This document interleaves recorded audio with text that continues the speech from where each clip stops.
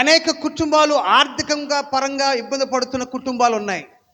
అనేకమైన కుటుంబాలు అనారోగ్య కారణముగా మంచం పడి బాధపడుతున్న కుటుంబాలు ఉన్నాయి.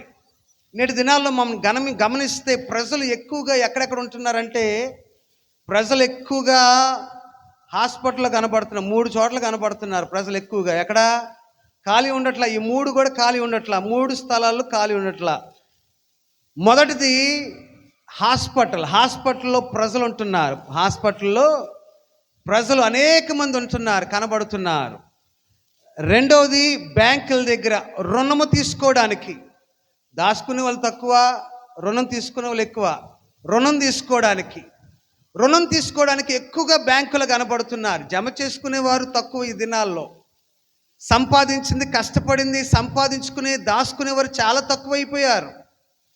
నిజంగా ఇదివరకు దినాల్లో కుటుంబంలో యజమానుడు, తండ్రి, భర్త ఒకరు పని చేస్తే 10 మంది సంతానం కూడా ఒకరి యొక్క సంపాదన వలన 10 మంది కూడా ఆ ఇంట్లో ఎంతమంది ఉన్నారో 10 మంది 12 మంది ఎంతమంది ఉన్నారో ఆ కుటుంబంలో ఆ ఇంట్లో వాళ్ళందరూ కూడా పోషించబడేవారు. అయితే నేటి దినంలో మనం చూస్తున్నప్పుడు ఒక 2 పిల్లల్ని పెంచడానికి 2 కూడా పని చేయాల్సి వస్తూ ఉంది. మనం ఇంకా ఆ పిల్లలు ఎదిగారంటే వారందరూ కూడా పని చేయాల్సి వస్తూ ఉంది. మన కుటుంబంలో ఉన్న పరిస్థితులు తీర్చబడడానికి ఇవన్నీ కూడా మనం పనులు చేస్తూ ఉంది. మనం దాచుకోవడానికి కూడా ఉండట్లా. మనం కష్టపడింది దాచుకోవడానికి కూడా ఉండట్లా. మన కష్టపడిందంతా కూడా మనం తీసుకున్న రుణమునకే బాకీకో లేకపోతే వడ్డీకో మనం చెల్లిస్తున్న వారుగా ఉన్నాం.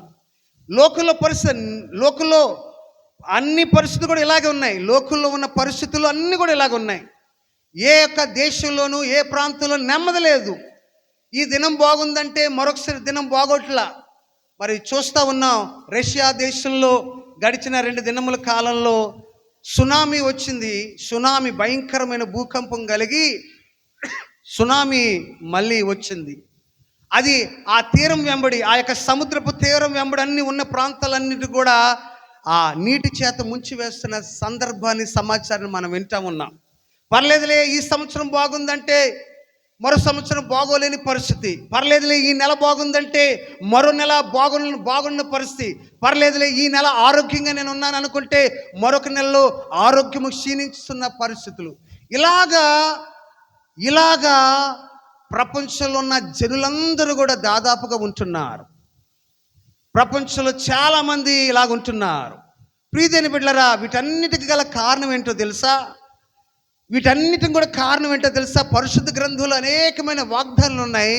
వాటిని స్వతంత్రించుకోకపోవడమే. ప్రజలు దేవుని తట్టు తిరిగిన వారుగా లేరు. ప్రజలు దేవునితో లేరు.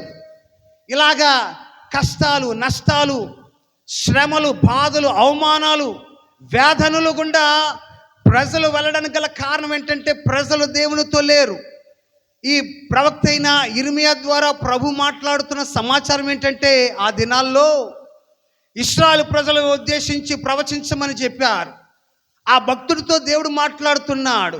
ఈ ప్రజలను నేను శిక్షిస్తాను, వీరు లోబడకుండా ఉన్నారు, వీరి మీదకి నా తీర్పు వస్తుంది. కారణం ఏంటంటే వీరు నాకు దూరంగా జీవిస్తున్నారు, నాకు వ్యతిరేకంగా జీవిస్తున్నారు, నా యొక్క ఆలోచనకు తగినట్లుగా కాక వారు ఇష్టానుసారముగా జీవిస్తున్నారు, దేవుని యందు భయము భక్తి లేని వారుగా వారు జీవిస్తున్నారని ప్రవక్త అయిన ఇర్మియాకు దేవుడు ఇటు రీతిగా తెలియపరుస్తున్నాడు. అక్కడ అంటూ ఆ అధ్యాయము, ఆ 15వ అధ్యాయం మొదటి వాక్యాన్ని మనం చూస్తున్నప్పుడు అక్కడ, అప్పుడు యెహోవా నాకిలాగు సెలవిచ్చెను, మోషేయు సమూయేలును నా ఎదుట నిలవబడినను ఈ ప్రజలను అంగీకరించుటకు నాకు మనస్సుండదు. నా సన్నిధి నుండకుండా వారిని వెళ్ళగొట్టుము. చాలమ్మా. ఇక్కడ ఇర్మియా ప్రవక్తతో దేవుడు మాట్లాడుతున్నాడు. మోషే ఈ ప్రజల విషయమై ప్రార్థించిన, సమూయేలు ఈ ప్రజల విషయమై ప్రార్థించిన, నేను ఆలకించను అని ప్రభు ఇర్మియాతో మాట్లాడుతున్నాడు. కారణం ఏంటంటే మోషే అలాగే సమూయేలు ఇశ్రాయేలు ప్రజల విషయమై అనేక సార్లు ప్రార్థించిన వారు. ఇశ్రాయేలు ప్రజల విషయమై మోషే, అలాగే సమూయేలు ఈ ఇశ్రాయేలు ప్రజలకు క్షేమం కొరకు ప్రార్థించిన సందర్భాలు అనేకమై ఉన్నాయి. ప్రభు వారి ప్రార్థన ఆలకించి వారికి గొప్ప జయము దయచేసి ఉన్నాడు. ప్రభు వారి ప్రార్థన ఆలకించి వారికి కావలసిన అవసరాలన్నీ కూడా తీర్చి ఉన్నాడు. ప్రభు వారి ప్రార్థన, మోషే సమూయేలు యొక్క ప్రార్థన ఆలకించి ఇశ్రాయేలు ప్రజలను దేవుడు దీవించున్నాడు. అయితే దేవుడు వారిని దీవించగా వారు మరిచి, దేవుడు వారిని జ్ఞాపకము చేసుకొనగా వారు మరిచి విగ్రహారాధన వైపు తిరిగి అన్యులను వివాహం చేసుకొని ఇష్టానుసారంగా జీవించడం ద్వారా దేవుని యొక్క హృదయము బహువేదనతో ఉండి వారి మీద బహు కోపము కలిగిన వాడుగా ఉన్నాడు. అయితే ఒక మాట ఈ అధ్యాయంలో జ్ఞాపకం చేస్తున్నాడు. ఏమనగంటే, నా ప్రజలు నాకు దూరంగా ఉంటున్నారు, నా ప్రజలు వారి ఇష్టానుసారంగా జీవిస్తున్నారు. అయితే వారు నా తట్టు తిరిగితే నేను వారిని జ్ఞాపకము చేసుకుంటానని ప్రభు మాట్లాడారు. దేవునికి స్తోత్రం, హల్లెలూయా. చదువుకుందాం. 19వ వాక్యాన్ని తీద్దాం. 19వ వాక్యం చదువుదాం. కాబట్టి యెహోవా ఇలాగు సెలవిచ్చెను, నీవు నా తట్టు తిరిగిన ఎడల నీవు నా సన్నిధిని నిలుచున్నట్లు నేను నిన్ను తిరిగి రప్పింతును. ఏవి నీచములో ఏవి ఘనములో నీవు గుర్తు పట్టిన ఎడలా నీవు నా నోటి వలె ఉందువు. వారు నీ తట్టుకు తిరగవలెను గాని నీవు వారి తట్టునకు తిరగకూడదు. అప్పుడు నిన్ను ఈ ప్రజలను పడగొట్టని జాలని ఎత్తడి ప్రాకారముగా నేను నియమించెదను. నిన్ను రక్షించుటకును నిన్ను విడిపించుటకును నేను నీకు తోడయుందును గనుక వారు నీ మీద యుద్ధము చేయుదురు గాని నిన్ను జయింపకపోదురని యెహోవా సెలవిచ్చుచున్నాడు. దేవునికి స్తోత్రం, హల్లెలూయా. దాదాపుగా ఇదే వాగ్దానాన్ని క్రితం మాసంలో కూడా ప్రభు ఇచ్చాడు. మనము ఈ లోకంతో పోరాడుతున్నాం, మన కష్టముతో పోరాడుతున్నాం, ఇబ్బందుల్లో పోరాడుతున్నాం, మనకున్న సమస్యలతో పోరాడుతున్నాం. దేవుడు గత కాలంలో నీతో యుద్ధము చేయువారితో నేను యుద్ధము చేసేదని అన్నాడు. ఈ మాసంలో దేవుడు నిన్ను విడిపించుటకు, నిన్ను రక్షించుటకు నేను నీకు తోడయుందునని సెలవిచ్చాడు. దేవునికి స్తోత్ర, హల్లెలూయా. ప్రియ దేవుని బిడ్డలారా, జ్ఞాపకం చేసుకోండి, నీవు దేవుని తట్టు ఉన్నట్లయితే గొప్ప కార్యాలు దేవుడు నీ పట్ల జరిగిస్తాడు. నువ్వు ఆశపడుతూ నేను పొందుకున్న వాగ్దానం నా జీవితంలో నెరవేరాలని, నువ్వు ఆశపడుతూ ఎంతవరకు నేను పొందుకున్న వాగ్దానాలన్నీ కూడా దేవుడు నా జీవితంలో నెరవేర్చబడాలని. అయితే దేవుడు అంటున్నాడు, నేను ఈ వాగ్దానాలను నెరవేర్చాలంటే నీవు నా తట్టు తిరగాలి. ఎవరి తట్టు తిరగాలమ్మా? నీవు నా తట్టు తిరగాలి. దేవునికి స్తోత్ర, హల్లెలూయా. నువ్వు దేవుని తట్టు తిరిగినట్లయితే దేవుడు నేను జ్ఞాపకం చేసుకొని కావలసిన అవసరాలన్నీ కూడా దేవుడు తీరుస్తాడు. ఇర్మియా గ్రంథం 1వ అధ్యాయము 18-19 వాక్యం చదువుకుందాం.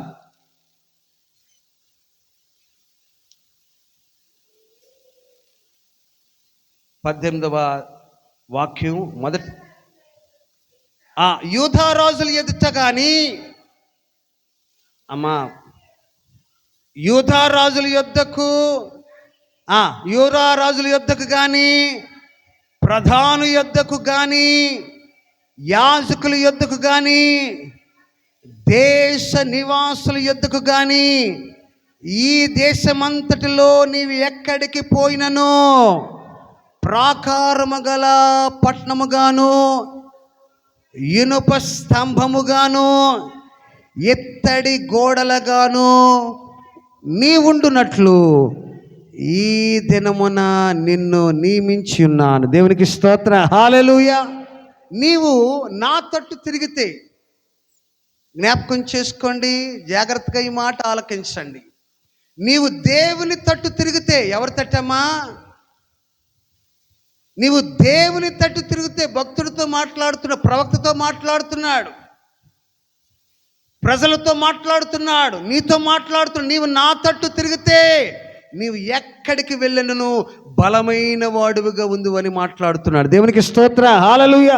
నీవు ఎవరి ఎదుట ఉన్నను, ఎక్కడికి వెళ్ళినను, ప్రధానుల దగ్గరికి వెళ్ళినా, రాజుల దగ్గరికి వెళ్ళినా, అధికారుల దగ్గరికి వెళ్ళినా, నాయకుల దగ్గరికి వెళ్ళినా నువ్వు బలమైన వాడివిగా ఉంటావని ప్రభు మాట్లాడుతున్నాడు. నీవు బలమైన వాడిగా, బలమైన కుటుంబముగా నీ కుటుంబం ఉండాలంటే దేవుని తట్టు తిరిగేటట్టుగా ఉండాలి. ఇక్కడ అంటున్నారు, ప్రాకారము గల పట్టణముగాను, ఇనుప స్తంభముగాను, ఎత్తడి గోడలుగాను నీ ఉండునట్లు ఈ దినమున నిన్ను నియమించున్నా. నీవు బలమైన వాడివిగా, నీ కుటుంబం ఒక బలమైనదిగా ఉన్నట్లుగా నేను నియమించున్నాడని ప్రభు మాట్లాడుతున్నాడు. వారు నీతో యుద్ధము చేతురు కానీ నిన్ను విడిపించుటకు నేను నీకు తోడయుందునా, వారు నీ పైన విజయం పొందచాలరు. దేవునికి స్తోత్రం, హల్లెలూయా. కష్టము, నష్టము, శ్రమ, శోధన ఇవన్నీ కూడా నీ మీద యుద్ధం చేస్తాయి కానీ అవి విజయం పొందవు. ఎందుకంటే నేను నీకు తోడుగా ఉన్నానని ప్రభు మాట్లాడుతున్నాడు. దేవునికి స్తోత్ర, హల్లెలూయా. అనేకమైన పరిస్థితులు గుండా నువ్వు వెళ్ళవచ్చు, అవమానముల గుండా వెళ్ళవచ్చు, సమస్యల గుండా వెళ్ళవచ్చు. జ్ఞాపకం చేసుకో, దేవుని తట్టు తిరుగుండు. దేవుని విడిచిపెట్టమాక, దేవుని సన్నిధికి దూరంగా ఉండమాక. దేవుని సన్నిధికి దూరంగా ఉండి సాధించిన వారు ఎవరు లేరు. దేవుని సన్నిధికి దూరంగా ఉండి భ్రష్టులైపోయి పాపిష్టి జీవితంలో ఉన్నవారే కానీ, దేవుని సన్నిధికి దూరం అయిపోయి నష్టపోయిన వారే కానీ బాగుపడిన వారు ఎవరు లేరు. దేవుని సన్నిధికి దూరం అయిపోయి దేవునికి దూరంగా ఉండి ప్రియదేవుని బిడ్డలారా, దేవుడి ఈ ఉదయకాల సమయంలో నీతో మాట్లాడుతున్నాడు. దేవునికి దగ్గర కూడా దేవుని తట్టు తిరుగు. దేవుడు నిన్ను జ్ఞాపకం చేసుకుంటాడు. నిన్ను ఎత్తడి ప్రాకారములుగా, నిన్ను ఇనుప స్తంభములుగా, ఇత్తడి ప్రాకారములుగా దేవుడు చేస్తాడు. నీకు అపజయం అనేది లేకుండా దేవుడు నిన్ను జ్ఞాపకం చేసుకుని దీవిస్తాడు. దేవునికి స్తోత్ర, హల్లెలూయా. 2వ దినవృత్తాంతముల గ్రంథము 18వ అధ్యాయం చివరి వాక్యాన్ని చదవండి అమ్మా. 2వ దినవృత్తాంతములు 19వ అధ్యాయము 11వ వాక్యంలో, ధైర్యము వహించుడి, మేలు చేయటకే యెహోవా నీతో కూడా ఉండును. దేవునికి స్తోత్ర, హల్లెలూయా. మేలు చేయుటకు దేవుడు మనతో కూడా ఉంటాడు. దేవునికి స్తోత్ర, హల్లెలూయా. నీవు ఆరాధిస్తున్న దేవుడు, నీవు పూజిస్తున్న దేవుడు, నీవు నమ్ముకున్న దేవుడు నీకు మేలు చేయడానికి నీతో కూడా ఉంటాడు. దేవునికి స్తోత్ర. ధైర్యము వహించు. శ్రమలో ఎలాగ ఉండాలి? మనం ఓపికతో ఉండాలి, ధైర్యంగా ఉండాలి. శ్రమలో ఏముండాలి? ఓపిక ఉండాలి. అందుకని దేవుని వాక్యం మాట్లాడు, ధైర్యం వహించు. ఇప్పుడున్న ప్రస్తుత కాలం నీకున్న ఇబ్బందులు బట్టి అధైర్యపడమాక, ధైర్యం వహించు. మేలు చేయుటకై యెహోవా నీకు తోడుగా ఉన్నాడని జ్ఞాపకం చేసుకో. నీకు మేలు చేయడానికి దేవుడు నీకు తోడుగా ఉన్నాడని జ్ఞాపకం చేసుకో. ఆ 20వ అధ్యాయంలో మనం కొన్ని సందర్భాలు మనం చూస్తాం. యెహోషాపాతు యూదా ప్రజలను పరిపాలిస్తున్న, యూదా దేశాన్ని పరిపాలిస్తున్న యెహోషాపాతుని మనం ఇక్కడ చూస్తాం. 20వ అధ్యాయంలో అనుకోకుండా నలుదిశల నుండి శత్రులు ఆ దేశం మీదకి దండెత్తిచ్చారు. యుద్ధం చేయడానికి ఆ యూదా దేశం మీదకి నలుదిశలుగా శత్రులు ఆ దేశం మీదకి వచ్చినప్పుడు యెహోషాపాతు చేసిన పని ఏంటంటే, దేవుని సందులో ఉండడానికి, ప్రార్థించడానికి, ఉపవాసం ఉండడానికి, దేవుని సందులో గడపడానికి, దేవునితో తిరిగి ఐక్యత సంబంధము కలిగి ఉండడానికి, దేవునితో తిరిగి కట్టబడడానికి, దేవునితో తిరిగి సహవాసం చేయడానికి దేవుని సన్నిధిలో ఆ దేశమంతటితో కూడా దేవుని సన్నిధిలో ఉన్నాడు. దేవునికి స్తోత్ర, హల్లెలూయా. ప్రియదేవుని బిడ్డలారా, నీ కుటుంబంతో కూడా దేవుని సన్నిధిలో ఉండు. ఎలాంటి శ్రమ, కష్టం వచ్చినప్పటికి కూడా దేవుడు నీ పక్షముగా యుద్ధం చేస్తాడు. ఆ దినము నలుదిశల నుండి వచ్చిన యుద్ధమును బట్టి ఇశ్రాయేలు ప్రజలు, ఆ యూదా ప్రజలు యుద్ధం చేయలేదు కానీ వారు తమను తామనే పొడుచుకొని చచ్చిపోయారు. ఈ యూదా ప్రజలు వెళ్ళి చూడగా ఎవరు కూడా వారి మీదకి యుద్ధము చేయడానికి వచ్చిన ఏ దేశము లేదు, ఏ ఒక్కరు లేరు. తమను తామే పొడుచుకొని చనిపోయారు. ఎందుకనంటే దేవుడే యూదా ప్రజల విషయముగా వారితో యుద్ధము చేశాడు. దేవునికి స్తోత్ర, హల్లెలూయా. ప్రియదేవుని బిడ్డలారా, జ్ఞాపకం చేసుకో, దేవుని తట్టు తిరుగుండు.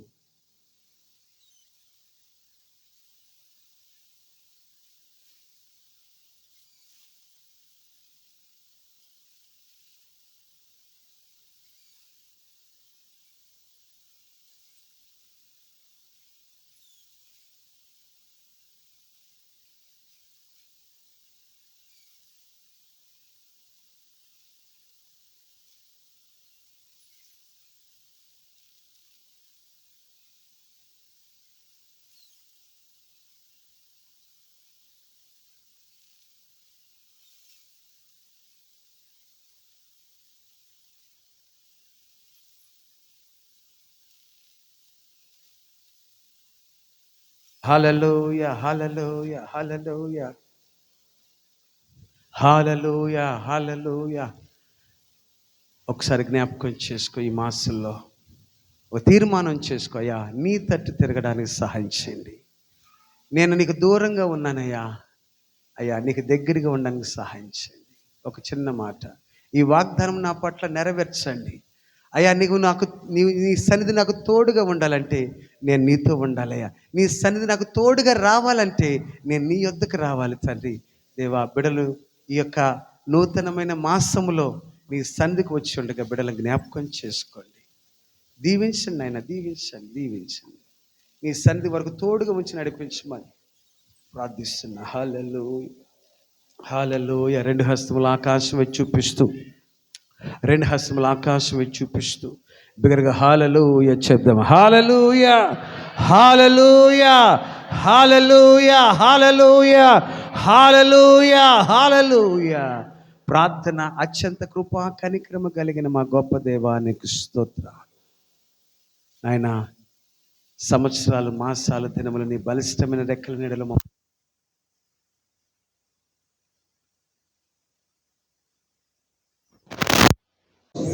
ఆగస్టు మాసంలో నీ సన్నిధికి నడిపించిన దాన్ని బట్టి నీకు స్తోత్రాలు. నిన్ను రక్షించుటకు, నిన్ను విడిపించుటకు నేను నీకు తోడైందునని వాగ్దానం చేసిన దేవా, బిడ్డలకు తోడుగా ఉంచి నడిపించి సహాయం ఇచ్చేయండి. వారి జీవితంలో అపజయమేదే లేకుండా గొప్ప కార్యములు జరిగించండి. వారి ఆలోచనలు యావత్తును మీ చిత్తానుసారంగా నెరవేర్చమని ప్రార్థన చేస్తున్నా. ఏ ప్రయత్నాలు ఉన్నారో, ఏ అవకాశం కొరకు కనిపెడుతున్నారో అవి పొందుకోవడానికి సహాయం ఇచ్చేయండి. ప్రతి విధమైన శత్రు కార్యం లయపరచమని ప్రార్థన చేస్తున్నానయ్యా. దేవా, ప్రతి విధమైన అంధకార సంబంధమైన చీకటి శక్తులు లయపరచమని ప్రార్థన చేస్తున్నాను. రూపించబడిన ఏ ఆయుధము బిడల మీద వర్ధిల్లకుండా నాయన తండ్రి, నాయన ఇత్తడి ప్రాకారములుగా ఉంది అని వాగ్దానం చేసి ఉండగా, ఇనుప స్తంభం వలె ఉంది అని వాగ్దానం చేసి ఉండగా, ఈ వాగ్దానం వారి పట్ల నెరవేర్చి మహిమ పొందుకోమని వారు ప్రార్థన చేస్తున్నానయ్యా. ఈ ఉదయకాలం బిడల్ని సంధికి వచ్చి ఉండగా కృప చూపించండి, సహాయం చేయండి. ఈ మాసమంతా కూడా ఏ లోటు ఎలుతు లేకుండా పోషించబడడానికి సహాయం చేయండి దేవా. ఈ వాగ్దానం వారి జీవితంలో నెరవేర్చమని ప్రార్థన చేస్తున్నానయ్యా. ప్రతి ఒక్కరిని మీరు జ్ఞాపకం చేసుకుని దీవించమని, ఈ వాగ్దానం వారి పట్ల నెరవేర్చమని, నీ సన్నిధి వారి ప్రతి అడుగులో తోడుగా ఉంచి నడిపించమని, ప్రతి నిత్యము నీ సన్నిధి ఉంచండి. నీ అదృష్ట కృపహస్తము తోడుగా ఉంచి నడిపించండి. పగలు మేఘస్తంభముగాను, రాత్రి అగ్నిస్తంభముగా నాయన ఉండి నడిపించి మీరు మహిమ పొందుకోమని మా రక్షకుడును ప్రభును నజరేయుడైన యేసుక్రీస్తు అతి శ్రేష్టమైన నామమున ప్రార్థించి వేడుకొని పొందుకున్నాము తండ్రి. ఆమేన్.